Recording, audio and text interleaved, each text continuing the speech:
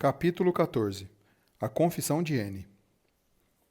Na noite de segunda-feira anterior ao piquenique, Marilla desceu de seu quarto visivelmente preocupada. Anne, ela falou com a menina que tirava ervilhas das vagens sobre a mesa, sem nenhuma mancha ou sujeira, e cantarolava Nelly from Hazelden, com um vigor e uma expressividade que realmente davam crédito à habilidade para ensinar de Diana. Você sabe onde está o meu broche de ametistas? Achei que eu tinha prendido o broche na minha almofada de alfinetes, quando cheguei da igreja ontem, no fim da tarde, mas não consigo encontrá-lo em lugar nenhum. Eu... Eu vi esse broche hoje à tarde, enquanto a senhora estava na Sociedade da Ajuda. Anne respondeu. Estava passando por sua porta quando vi a joia sobre a almofada e entrei para olhar um pouco para ela. Você tocou nela? Marilla perguntou severamente. Sim, a menina admitiu. Eu peguei o broche e prendi no meu peito, só para ver como ficava. Você não tinha o direito de fazer nada desse tipo. É muito errado mexer no que não lhe pertence. Em primeiro lugar, não deveria ter entrado no meu quarto. E em segundo, não deveria ter tocado em algo que não era seu. Onde você colocou o broche, Anne? Oh, eu coloquei de volta sobre a cômoda. Não fiquei nem mesmo um minuto com ele. Sinceramente, eu não quis mexer nas suas coisas, Marilla. Não pensei que era errado entrar e experimentar o broche, mas agora estou vendo que era, e não vou fazer isso de novo nunca mais. Isso é uma coisa positiva em mim. Não faço a mesma travessura 2 vezes. Você não colocou o broche de volta, Marilla afirmou. Ele não está em nenhum lugar sobre a cômoda. Você tirou meu broche dali e pôs em outro lugar, Anne. Sim, eu coloquei de volta, sim, disse Anne imediatamente, atrevidamente. Marilla pensou. Só não lembro se prendi na almofada de alfinetes ou se pus naquela bandeja pequena de porcelana, mas tenho certeza absoluta que eu devolvi o broche. Eu vou procurar mais uma vez, Marilla falou decidida a ser justa. Se você o devolveu, ele ainda está lá. Caso não esteja, vou saber que está mentindo. Marilla foi até o quarto e fez uma busca minuciosa não só sobre a cômoda, mas em todos os outros lugares em que achava que a joia poderia estar. Entretanto, o broche não foi encontrado e ela voltou para a cozinha. Anne, o broche desapareceu. Você mesma admitiu que foi a última pessoa a tocar nele. Então, o que você fez com ele? Diga a verdade agora. Saiu com ele do meu quarto e perdeu a minha joia de estimação? Não, eu não fiz isso, Anne respondeu, séria, encarando diretamente o olhar zangado de Marilla. Eu nunca tirei o broche do seu quarto, é essa a verdade. E é o que eu continuaria afirmando mesmo se fosse levada para uma guilhotina, apesar de não saber exatamente o que é uma guilhotina. E pronto, Marilla, é só isso. O "e pronto" de Anne tinha apenas a intenção de enfatizar a sua afirmação.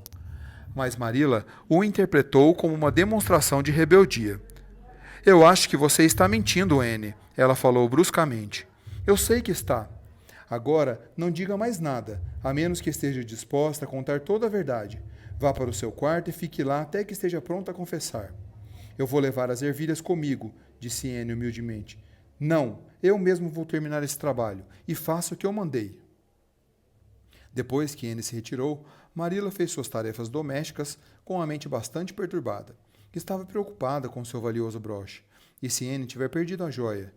E que atitude má essa de negar que tirou o broche de lá quando está claro que ela só pode ter feito isso? E ainda por cima com aquela expressão de inocência no rosto. Não sei o que poderia ser pior, Marilla pensou nervosa enquanto terminava de descascar as ervilhas. É claro que eu não penso que ela quis roubar o broche. Não, não foi nada desse tipo. Ela o pegou para brincar, ou para dar asas à sua imaginação. Só pode ter sido ela, claro, pois de acordo com a própria Anne, nenhuma outra alma viva tinha entrado naquele quarto depois que ela esteve lá, e antes que eu subisse, quando voltei para casa. E o broche desapareceu. Isso é inegável. Suponho que ela tenha perdido a minha joia e está com medo de confessar e ser punida. É horrível pensar que ela fala mentiras. Isso é muito pior do que o seu gênio explosivo. É uma responsabilidade apavorante ter dentro de casa uma menina na qual você não pode confiar. Malícia e fingimento. Foi isso que ela demonstrou. Garanto que isso me dói mais do que a perda do broche. Se pelo menos ela tivesse falado a verdade, eu não me importaria tanto. Antes de se deitar naquela noite, Marilla foi mais uma vez a seu quarto para procurar o broche. No entanto, não o encontrou. Uma última visita ao sótão do leste, na hora de dormir, também não trouxe nenhum bom resultado. Embora Anne tivesse persistido em negar que sabia algo mais sobre o paradeiro do broche, Marilla ficou firmemente convencida de que ela mentia. Na manhã seguinte, Marilla contou tudo a Matthew, que ficou confuso e intrigado. Ele não podia, em tão pouco tempo, perder a confiança em Anne, mas, por outro lado, tinha de admitir que as circunstâncias atestavam contra ela. Tem certeza de que ele não caiu atrás da cômoda? Essa foi a única sugestão que ele pôde fazer. Sim, eu arrastei a cômoda, tirei as gavetas e olhei em cada fresta ou rachadura. Marilla respondeu seguramente. O broche sumiu, e foi a menina que o pegou e mentiu a respeito. Essa é a pura e triste verdade, Matthew.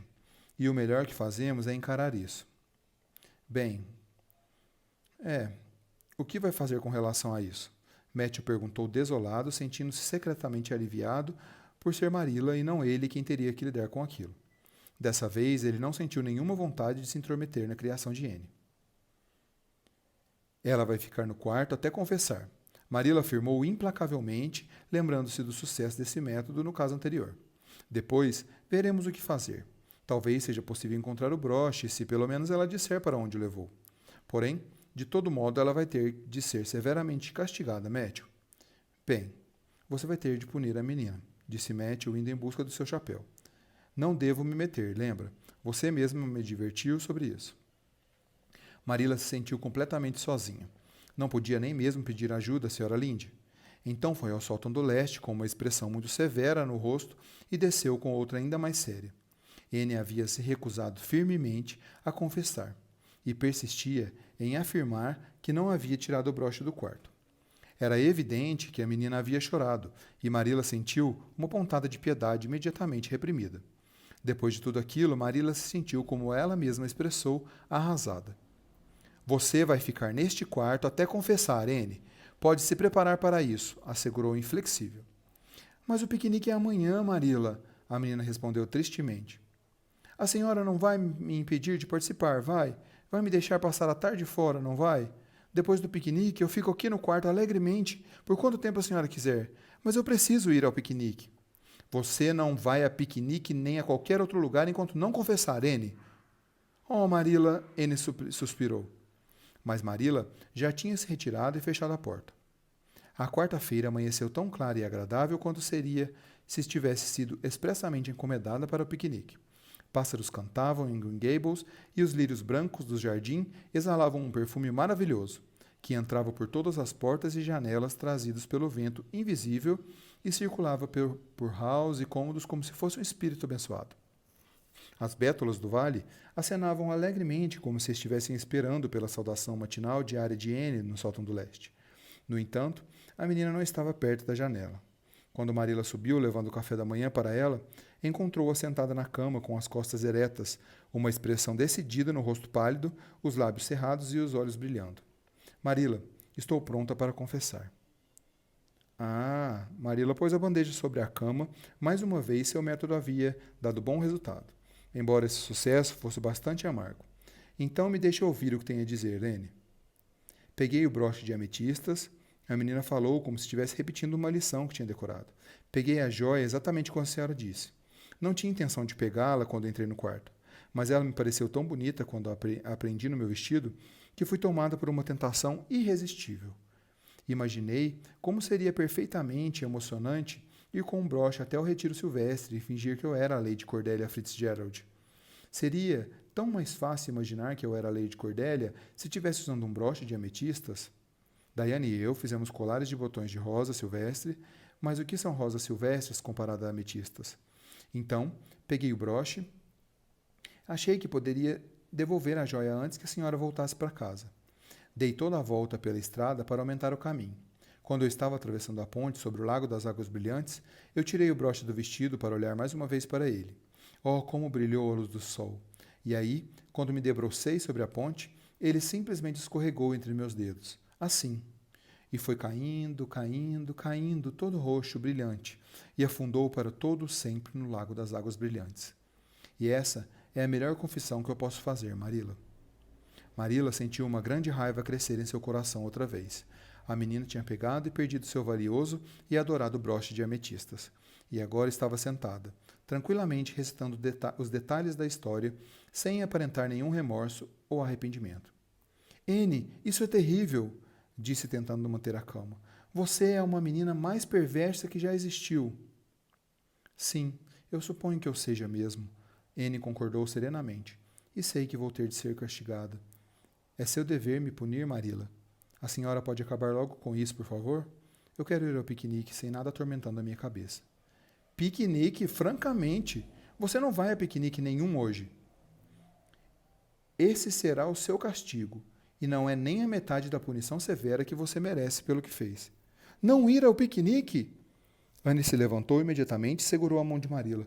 Mas a senhora prometeu que me deixaria ir. Oh, Marilla, eu preciso ir ao piquenique. Foi por isso que eu confessei. Por favor, me castigue de qualquer outra forma que desejar. Menos dessa. Oh, Marilla, por favor, me deixe ir ao piquenique. Pense no sorvete. A senhora sabe que eu posso nunca mais ter outra chance de experimentar um sorvete. Marilla desvencilhou sua mão das de Anne, insensível às suas súplicas. Não adianta implorar, Anne. Você não vai ao piquenique e pronto. Não diga mais nenhuma palavra. Anne compreendeu que Marilla não mudaria de ideia. A menina juntou as mãos, soltou um grito agudo e se jogou de bruços na cama, chorando e se contorcendo completamente, entregue ao desapontamento e ao desespero.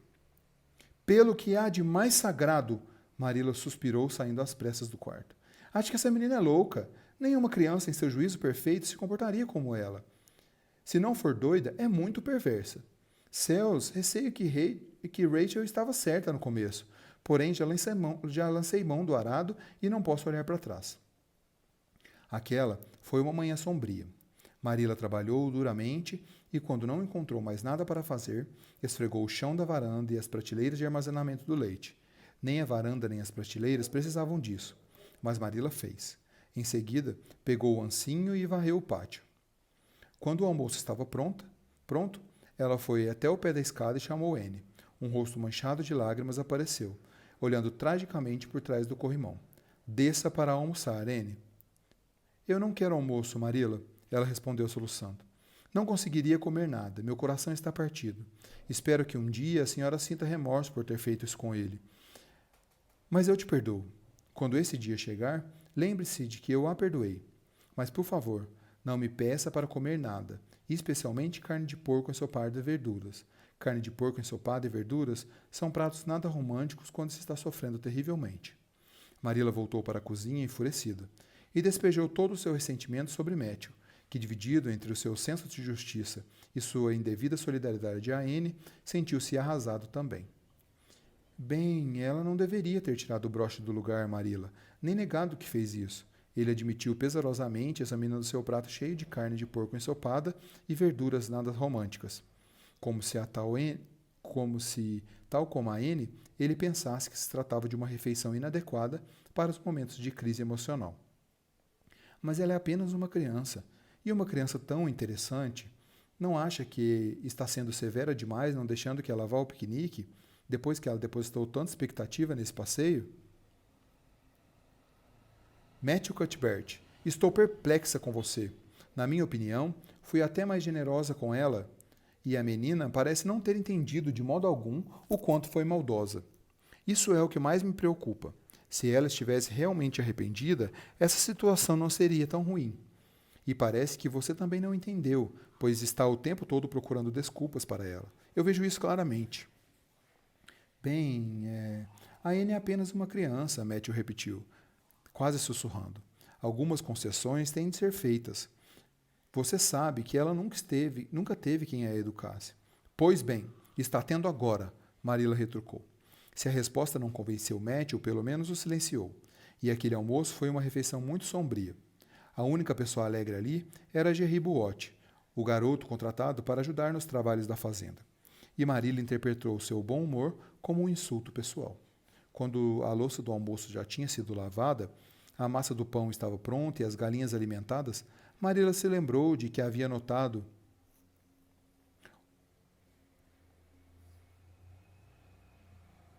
um furo pequeno em seu melhor chale de renda preta, no momento em que o tirou do corpo.